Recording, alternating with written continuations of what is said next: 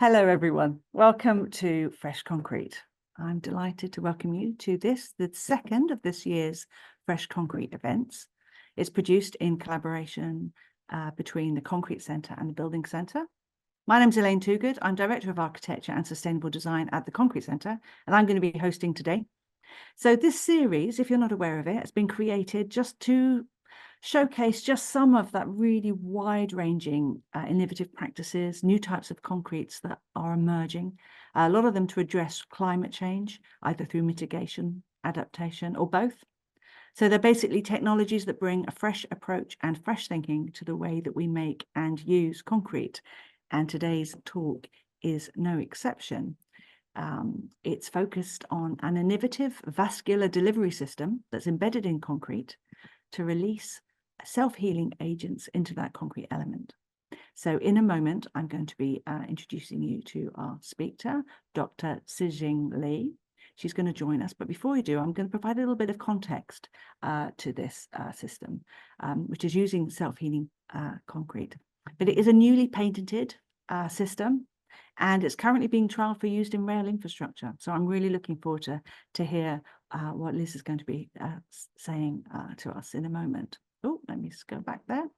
So first of all, I just want to introduce, of course, one of the benefits of concrete is its robustness and durability. It needs very little repair and maintenance, certainly by comparison to lots of other contemporary structural materials. And as a result, it is widely used in infrastructure, often also in the harshest of environments, whether that's below ground, on the coast, in the sea, often in places where access for repair is limited, but also where design life needs to be long and really benefits from being long, expecting to exceed 100 years. But that's not to say concrete is completely maintenance-free, especially in such challenging conditions and over such a long period of time. And of course, with an increased focus on circular economy, the benefits of looking after the health of our infrastructure and buildings is even more important, and also to support longer life. That's a key way of doing that. And of course, what that does as well is reduces the associated carbon expenditure associated with repair. Now, self-healing concrete is a new technology that can assist with that. You might have come across it before in the form of using bacteria to create calcium carbonate. This is also sometimes called microbially induced calcite precipitation, or MICP. In fact, in our Fresh Concrete 2022 series, Vinesh Das of VP Concrete gave a presentation about its use, specifically there for use in flood defences. And in our current edition of Concrete Quarterly, we actually feature some more innovation that they're taking part in with East London University. But today's event is slightly different, and it's a self-healing system for concrete that's not based on bacteria. And so with that, I am going to invite our speaker, Liz, to share her screen and switch on her camera. Now, and while she's doing that, I'll just introduce you to Liz. Excellent. So Liz is co-founder and chief operating officer for MimiCrete. Liz, I can see you. Thank you so much, Elaine, for your kind introduction and inviting MimiCrete to have this presentation. So, as Elaine mentioning, MimiCrete, we are a startup company from University of Cambridge, working on self-healing materials to provide a more sustainable and durable environment for the build, particularly for the construction sector. So, as we know, that is this massive challenge that we're facing in the construction sector, where like the durability, sustainability challenge is happening, and then especially for the infrastructures, because if we see like the fundamental infrastructure like the bridges, tunnels, and those massive structures, when the crack appears and we have to send people, engineers, developers to fix a crack, but most of the time, after 5 years' time, we have to fix them again. And to fix this repair work over and over again is basically very costly and very ineffective. So what we're trying to do is really to make the concrete, which is the world's most used materials, and to be less destructive for our environment. Also, not mentioning the environmental burden that around 80% and even 35% of the total construction replacement activities is related on that. So um, for MimiCrete solution, we're really trying to provide the durability, sustainability function for the concrete material, where we get inspiration from the nature, where we see the human mammals or even plants. There are a lot of vessels, veins actually happening on in our body, and when the crack appears, actually these are actually triggering the self-healing process for like a natural world. So why can't we use similar concepts to make our concrete, the buildings, be more durable, like a living creature? So in that case, we are embedding a vascular self-healing system to concrete. So imagine that concrete also has veins, and these veins are able to heal the crack in the same way that our human body works. So if you can also see one of our like a prototype that we show in on site is basically that where the crack appears and then is automatically healed by the heating agent or like by the blood. So how exactly it works? We make it like a very simple schematic diagram to show how exactly it works. So what is the vascular self-healing system? So you can see from the second diagram where the green part, which is the vascular structure, we make it in a very simple shape, which is not the one that we were currently having. So it's a physical polymer-based tubing system that are clipping on the top of the reinforcement. And then if we zoom into those the vascular system, you could see it's like a two-part of system. The external part is the tubing system, and then the inside is the healing agent. So we're having the vascular MimiCrete system to deliver the healing agent across the block of the concrete, and then serving the blood in the middle of the tubing system to deliver when the crack appears. So then it will be activating ways by the catalyst or by physical triggering. So then it will be healing automatically as it is. So where are we now? So our technology is specifically targeting on repetitive loading triggering damage, and we're focusing like environmental induced damage as well. The crack size from like mid to large size of the crack, and we're protecting the reinforcement as well because we're also providing additional water impermeability for the function for avoiding water to penetrate through the cracks, but also enable multifunctional healing agent supply where we're able to have different type of agent like polymer, mineral, even bacteria. So we are currently at the technical level, readiness level of 6, where we completed commercial relevant environment trials since 2022, and now we got our patent published earlier this year, and we're progressing to TRL7, which is to validate the product on site, and which we will be explaining in detail in our railway project. So, oh, sorry, another point that I want to also emphasize. So this is one of our earlier stage prototype that we produced. You can tell this is like the tubing system are embedded on the top of the rebar. It's super easy now that we're revamping that. So the joiner just have to clip on a few clips on the top of the rebar and that's done. And this technology can be applicable to different types of applications, ranging from precast element like the retaining wall structures or like the sleepers, or to large infrastructure like the tunnels, bridges, or the reservoirs, so on. So it's very easy to be adapted, and also having a really wide range of usage for different applications. So why now? Because we know this vascular cell. We know that there's an emerging like market for self-healing, especially for demanding on the durability of the sector, providing the urgent requirement for net zero goal. And also, there's around 37% of cargo rise for self-healing material cells by 2027.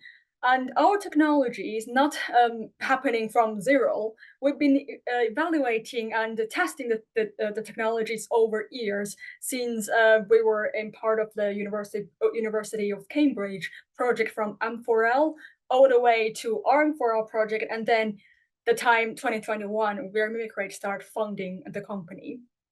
So uh, there are a lot of self-healing or self-repairing technologies are available in the market, but they're targeting on different types of healing and different types of focus. So that's why we're just doing like a quick scanning of the differences between the technologies. So the normal benchmark concrete is the one that we're using traditionally, like the one with the reinforced concrete. Normally, they have autogenous healing at the very beginning because concrete is still young, and they can react with water and then fill in the early cracks. That's possible. But after this reaction finish at a later stage of the concrete, then there's no autogenous healing afterwards. So people get inspired of trying to extend the autogenous healing by adding, for instance, the admixtures, waterproofing materials as a coating materials. There's a lot of big names using these type of technologies, targeting to heal the crack around 0.4 to 0.5. But then the same after the material being used up, there's no like follow-up healing, but there's good for like water proofing. And then for the bacteria, as we mentioned in earlier stage, that some of the bacteria can be capsulated in the capsules and then mixed together, and also targeting like from small to large cracks. But also there's a few like different focus regarding the bacteria focus.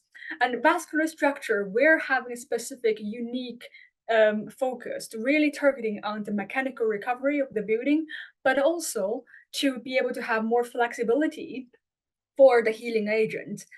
Since we're trying to target to have like a solution that are able to tackling, like for instance, the water defense, which require like a very quick reaction, and to avoid water to get into concrete for the corrosion. Or there's other scenarios that requiring like a more similar concrete interaction concrete format. So then the requirement of the strong, very strong like stiffness would not exactly the same alignment with the requirement afterwards. So we're trying to focus on different type of element, different type of requirements for the sector to be able to enable more opportunities. So that's why we're summarized here on the left-hand side, right-hand side, that we're targeting all like crack size from like small to large. We're able to heal large cracks, even larger than 1 millimeter. And also we're able to enhance the mechanical performance even at the beginning, where we did an investigation earlier on to say that actually vascular structure itself can somehow distribute the load, acting like a semi reinforcement. That's why we're able to provide the extra mechanical performance even at the beginning. Also, by having this connective vascular structure, we're able to enable multiple healing events. So then, even when the healing agent is being used up, we can also to refill more heating agent back. And then adding up to like a low labor maintenance afterwards, and follow on for the maintenance cost as well to have a further reduction. So our technology is especially wanted to enable a much safer built environment by providing much durable and clever, intelligent materials in concrete. So and also, which is ultimately going to help us to reduce carbon emission upfront, and also for the life cycle maintenance consideration of reducing the repair and replacement activities related carbon emission. And in general, this is how we're trying to help the sustainability development goals of 9, 11, 13 to enable much sustainable, smarter, innovative, and to low carbon type of solution for the built environment. And MimiCrete is not only working by ourselves, so we're working with multiple sectors across our value chain, like we're working with construction asset owners, we're working with contractors, working with universities, we're working with standard bodies, polymer providers, cement manufacturers, and so on.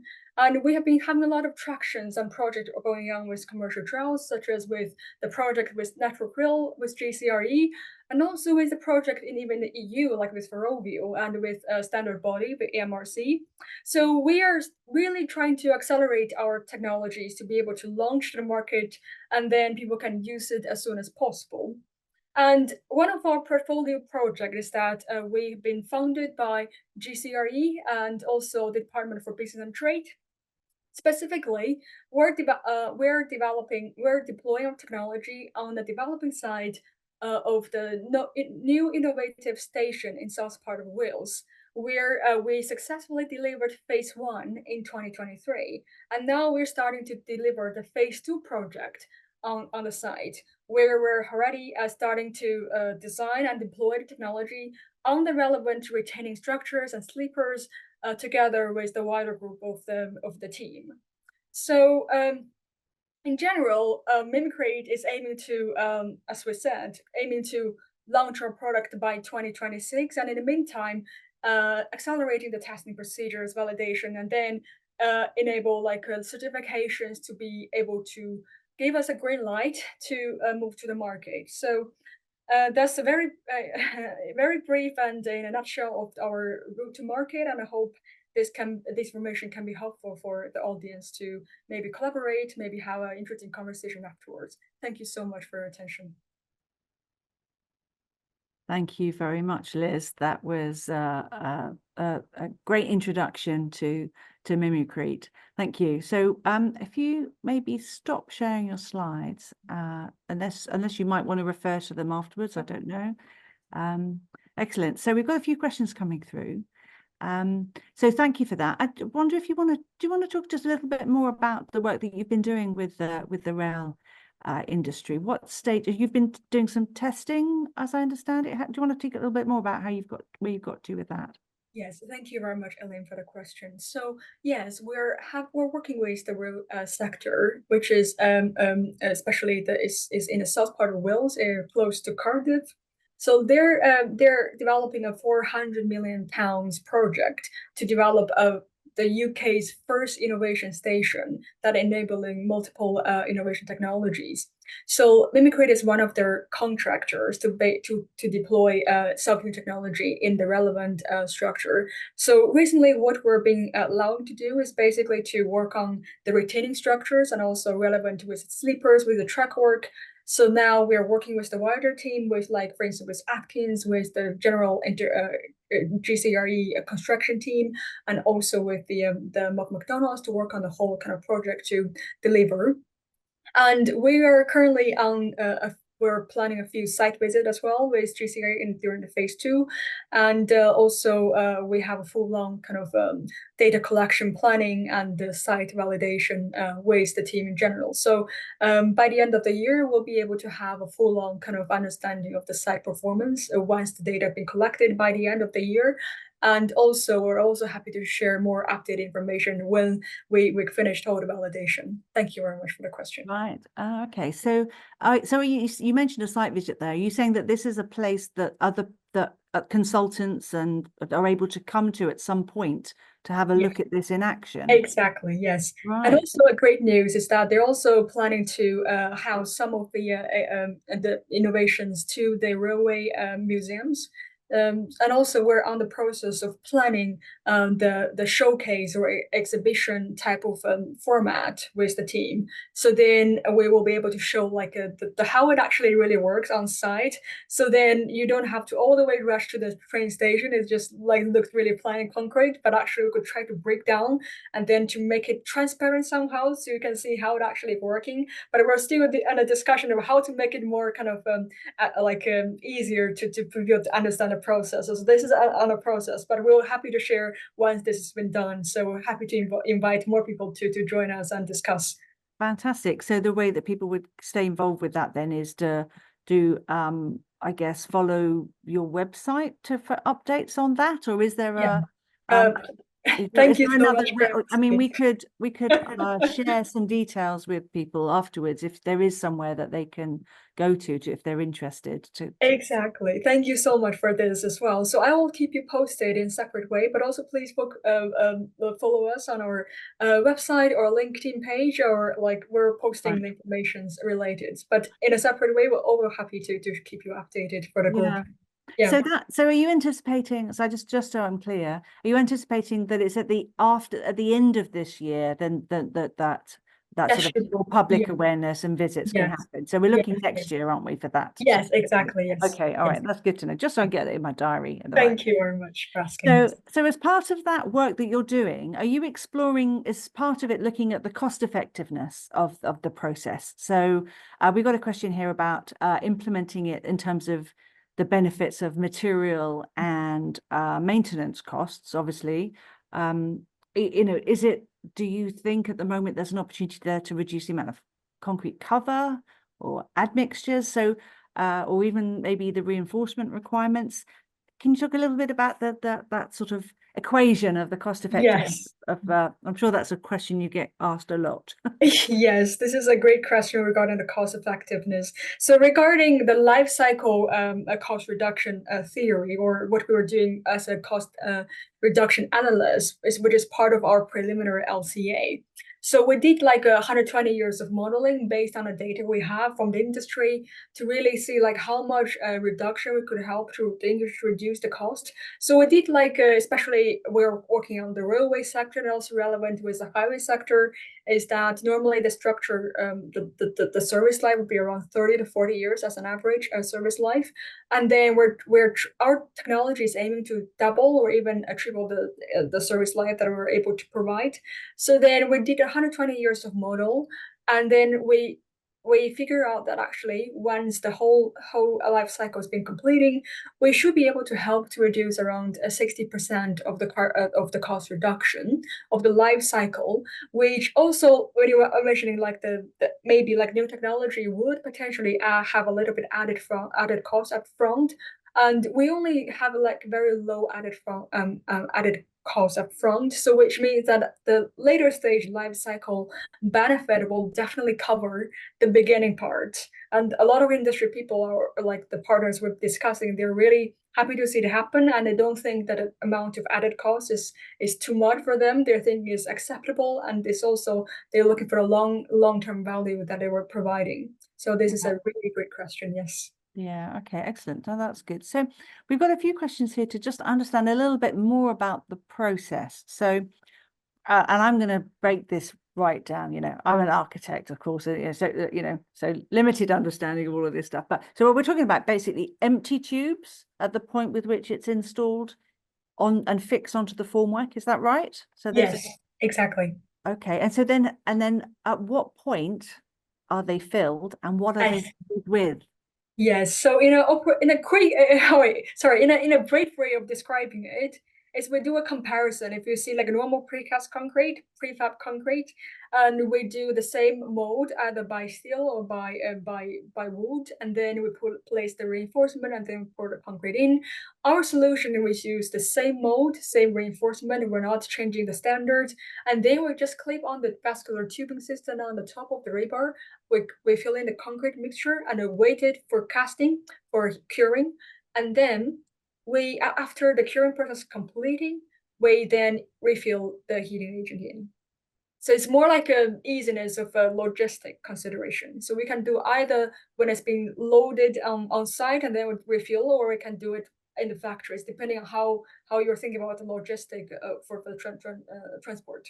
Right. Okay. And can you talk a little bit about what you are filling that with then? Because I think I've noted down specialist healing agents is what you wrote down. But are you able to talk a little bit more about how that works, what that is and how that works? I mean, I know that's your secret sauce to some extent, I think. I'm not sure.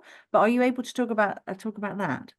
Yeah, so regarding the healing agent, we are pretty much divided into like widely three different categories. So for instance, I would say polymer-based, mineral-based, or bacterial-based. But bacterial-based, of course, is like they have a separate channel to actually even to turn it on. But we're just saying it's a potential to work together with bacteria.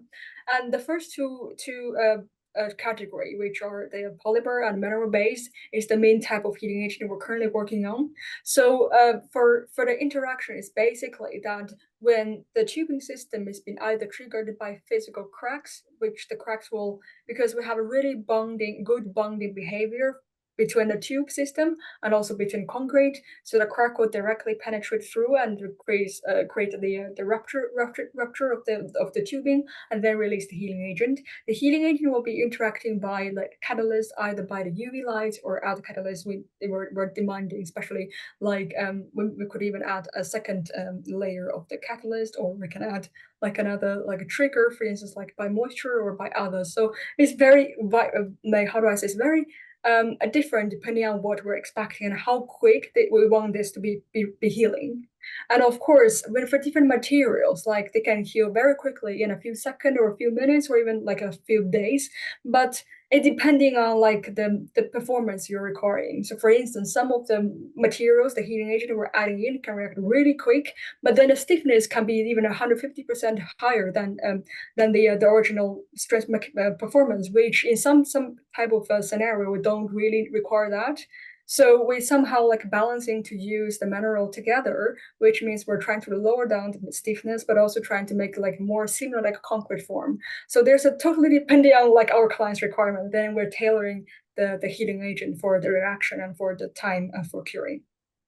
Okay, so it's those different types of healing agent technologies is what you're also testing Yes, exactly. Yeah. down in Wales. That's part Yeah. of that whole Yes, exactly. process. Yeah. Okay, all right. So that's interesting. So really what's very different about this is the method of delivery of how that can be put into the concrete, Yeah. therefore, through Yes. the tubes, and so that's and that opens up opportunities for different types of healing. Exactly. We don't have a limitation. And that's right. Okay. So I think that might answer some of the other questions that have come through, which is trying to understand about if the tubes are placed in the middle, but the cracks are on the outside, is there a maximum distance that of how far apart they are, and how do they relate to each other, and the locations of the tubes relative to the cracks? Are you able to does that make sense, that question? That makes perfect sense. Okay. Yes. So regarding like, I think the question is mainly about concerning about if the healing agent are able to heal the crack if the distance is in a different way.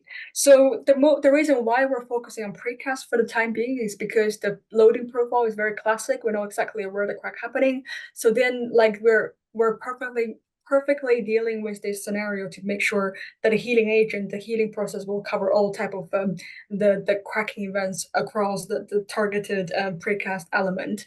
And of course, when it's come to more complex structure, like the whole, even for the on-site pouring process instead of prefab, then we have to also work together with the designers, with the architect to really figure out how much cover we have to leave for that performance. So this is the conversation, because we don't work by ourselves. And also put it in here as well to emphasize that we're not trying to go over the standard. We're fitting with the standard and make sure our design, our performance can align perfectly well with the requirement of the strength requirements. So this is what we're trying to do. And regarding within the right coverage of the heating agent, we're normally the healing process, we normally do like it's more like the mechanism of the capillary force. You might be familiar with pressure, so then it will automatically drive the heating agent to heal like to those different cracks. And sometimes the cracks are quite connected, so then it's also easier for the healing agent to deliver. So that, I hope that answers the question. Yeah, I think so. I mean, there's still lots of work to be done, and but that's what's exciting, is that it is bringing a new potential and way of looking at this. There's a question here about the potential use with other types of concrete, so maybe LC3 or alkaline activated concrete using alkaline activated cementitious materials. I guess the question there is potentially depending on the system of self-healing, but are you testing specific alternative concretes yet, or are you looking at Portland cement based? We are currently that you're going to be testing, I suppose. No worries. I think that's amazing question, because it's also opened up our opportunities with new type of cement concrete mixture. So now we're working with self-compacting concrete and also with normal Portland concrete, based Portland cement based concrete. Okay. But also we have a great potential to work with other type of technology, specifically like low carbon cement, because sometimes we hear some feedbacks, particularly from the cement manufacturer, that for low carbon cement, it relatively take a longer time to cure, and also also sometimes may take a longer time for transport. So then by adding on technology, we are able to help to increase the upfront mechanical strength by having this layer of the tubing. It's like a semi kind of reinforcement. So actually we've been actually helping the low carbon cement type of mixture to really boost up the upfront performance. So this is a potential it could help. And also regarding different types of mixture, we could also select the type of heating agent that won't really have too much dependency on the material, the I think there's like The alternative. chemistry of the concrete. Yeah. Exactly, but mainly like we would like to open the door because we don't have limitations on different types of new mixtures. We're welcoming for any new type of solution providers that we could work together on the solution to help, like how we could enable each other better. Okay. Okay. No, that's good. So I've got there's a question here about, so if that as I think we're assuming that the cracking will trigger the vascular system to work. Is that right? It's not a separate process. Okay. So if that's the case, how are you able to assure that your system itself can cope with the loading of the concrete and that there isn't any premature cracking of your system? What steps is that part of the process that you'll be testing as well under different loading? Yeah, Okay. exactly. That's perfect question. So even before we move to commercialization, the first question we're addressing is, will the structural weakening the concrete? The answer is not to actually even help to increase the mechanical strength, which is previously out of our expectation, but is really good sign. That's why so we did normally the testing with the benchmark concrete and together with the benchmark the concrete with vascular system, and we do the classic testing. Currently we're working with AMRC at Sheffield, the standard testing body from a third party. So we're not handling the data ourselves. We're having the third party data to secure all the testing. So we're also validating the same performance as we promised. So this is like how do I say, it's like a third party approval from the testing procedure at least. Excellent. Okay, so so it all sounds very exciting, and so this is the work that you've been doing so far has been very much focused on rail, but you did present that there's some other potential. I wonder about lots of the projects that I've seen on self-healing have often been related to marine environments because of that potential high exposure locations there. So is this appropriate for marine as well? Does that also depend on the type of healing system that would be used?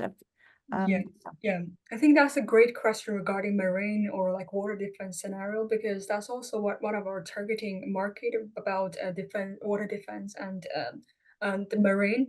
But another consideration that we're also validating is actually how much impact, especially marine, is becoming more like a complex regarding the different types of animals and creatures and how we're impacting the general like ecosystem there.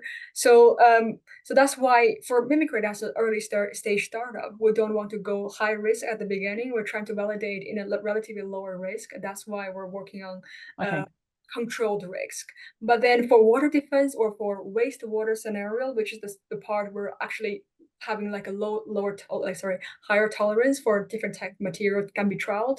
For instance, like a wastewater, and when like the heavy metal chemicals or will be corroding the structure, and then we're able to help to repair and to avoiding further corrosions happening at the same time. So the scenario will be even more intense than the marine type of deterioration. But regarding like a risk and mitigation perspectives, as a new technology, we're on the way of climbing the ladder. So from the lowest risk and to high risk, and even like highest one will be imagined for like the drinking water and the marine or biodiversity. So that's like a stage. That's so it's good. Like a lot of innovation, you start at one point and then you can help and evolve once proof of concept is there. So I think we're gonna start wrapping up the questions, but there's one there was a question here that intrigues me that there's a lot of this is about increasing the life and of the concrete to some extent, or the health is the way I like to look at it.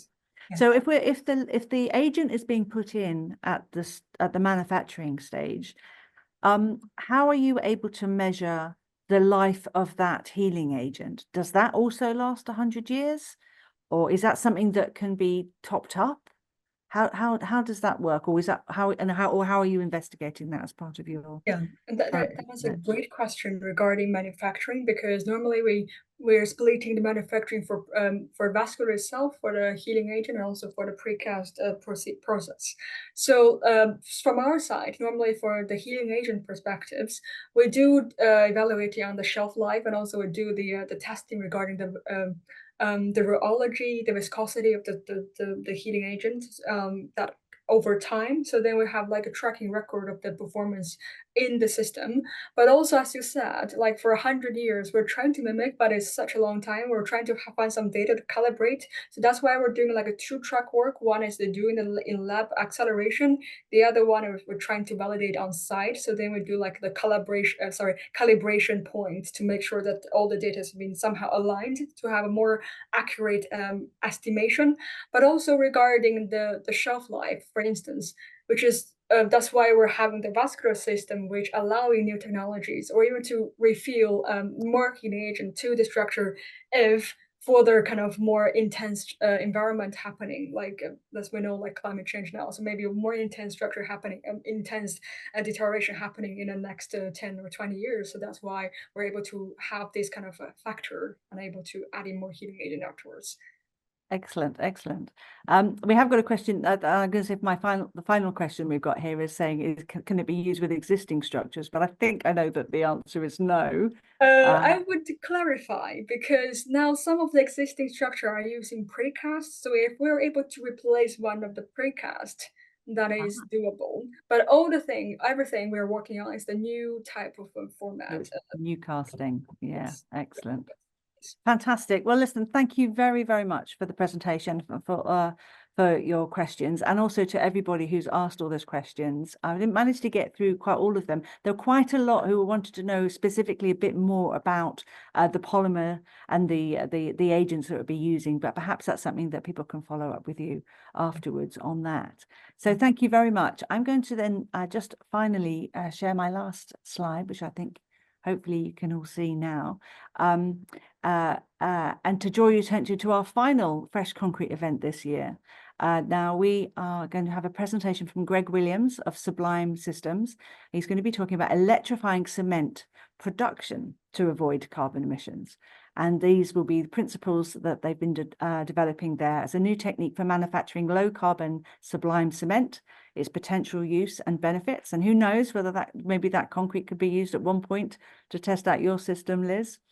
Yeah, definitely. We'll have to have a conversation. Yeah, it'd be interesting to see how with a lot of that innovation. So please do, if you're interested in that, there's more details on the Building Centre website and the Concrete Centre website to book for that. It's Thursday, the 25th of June at 1 o'clock again, and you'll be able to log in and book right now for that. And also, just in case you're not aware, there's also, of course, all the back catalogue of the recordings that we've had over the last 2 years. So this is year 3 of our events. This is some of the innovations that we've been featuring over previous years. So thank you very much again. Thank you very much, Liz, today for your presentation, and hopefully see you all again next month. Thank you. Thank you.